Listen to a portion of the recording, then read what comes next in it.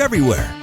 Throughout the month of March, as you know, we focus on women. So Dr. Jes Dwyer is back on the show with Acu Chatt, and she thought she would take the month of March to focus on women's health and how she can help. So good to see you. Good to see you too. I don't know why it should come as a surprise to me that that's what you would choose to talk about, but I was surprised at how many different aspects of women's health you're able to treat. Yeah, we can really help at pretty much any stage in a women's life cycle, right? So especially with younger girls, we like to focus on regulating periods.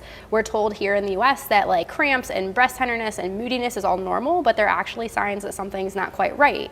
And a healthy period should have almost no symptoms at all. So, okay, you mentioned younger women and regulating their cycles.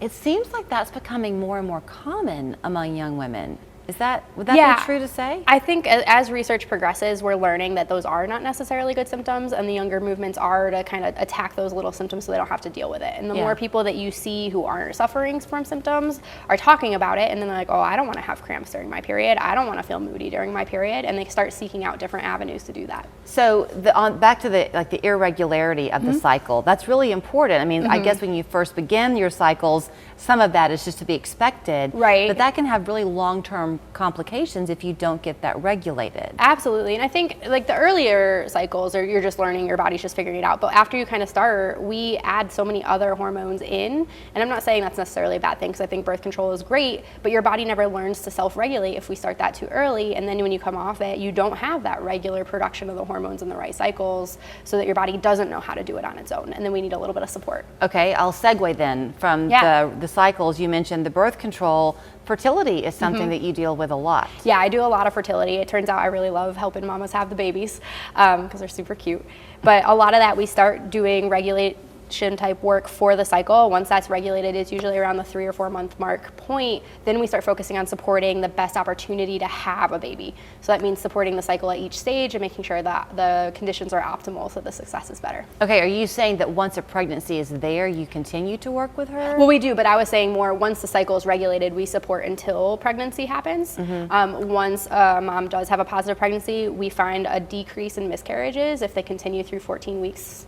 That first 14 weeks of treatment. We also see that their symptoms are a lot lower for the swings, like the throwing up and the tiredness and all the different symptoms that come with pregnancy. What was it that you were telling me before we went on air about some type of an allergy that some women have? So some women have either unexplained miscarriages or unexplained infertility, where they're not getting pregnant. We found through our SAT protocol. And what is that? SAT is the Solomons auricular acupuncture therapy for the ear allergies. Okay. But we tried it on a few of our unexplained infertility patients to see if they had positives for the hormones associated with fertility, and it turns out they were allergic to all of them.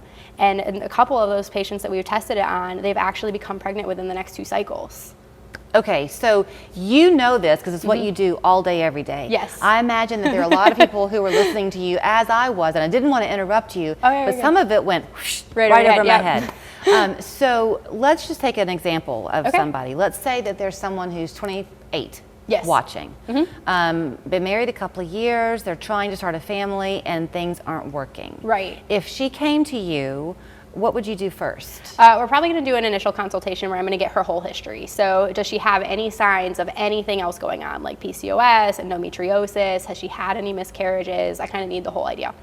If she's had further testing, it's really helpful too, because we know nothing else is wrong, but even if not, we can kind of narrow it down. Okay. Truly, the ideal would be for anybody we test to make sure there's no hormone component to it when we do that SAT allergy testing for it. So you would like to do that testing I would love to do it for everybody. Okay. Because it really, even if it's only 1 or 2 hormones that are impacting pregnancy, like that's 1 or 2 things working against you. Sure. But I think there's a couple cases where it's super indicated, where it's going to be somebody who hasn't had any other reason to not get pregnant, or who's had a couple miscarriages. They definitely should do it. Everybody else, it's more of a recommendation. Okay. Then we continue with traditional acupuncture. So typically it's 2 or 3 times a week, depending on their case and where they are in different things. And then we work that through 3 to 6 months on average. Sometimes it could take up to a year. Okay, so that's and every step of the way, you're the direct link to kind of guide and have your eyes on what's progressing the right way versus not. Exactly. We kind of check in regularly. We change our treatment for each stage of the cycle. So like follicular stage is going to get, which is when you're right after your period, is going to get one treatment, versus the luteal phase, which is right before your period, is going to get a very different treatment. Okay, now That's much better than an app, don't you think? Okay, then let's jump ahead to the 28-year-old's mom. Oh, yeah. Who's 56. Yep. We're in my pretend world, she's 56.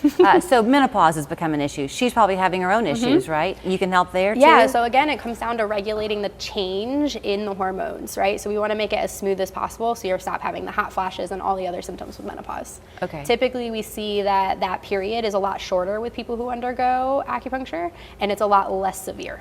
So with the young girls and their irregular cycles, how old of a person do you see? The youngest I have seen has been 14. I would see as young as 12 if they're having a period. Hopefully they're not at that point, but it is more common. I've had quite a few 16 to 18-year-olds, but then we see a lot of people in their 20s too, because that's honestly when people start to take control of their health. Right. Okay, so you can book online if you want to make an appointment with her that way. It's kind of the easiest way to do it.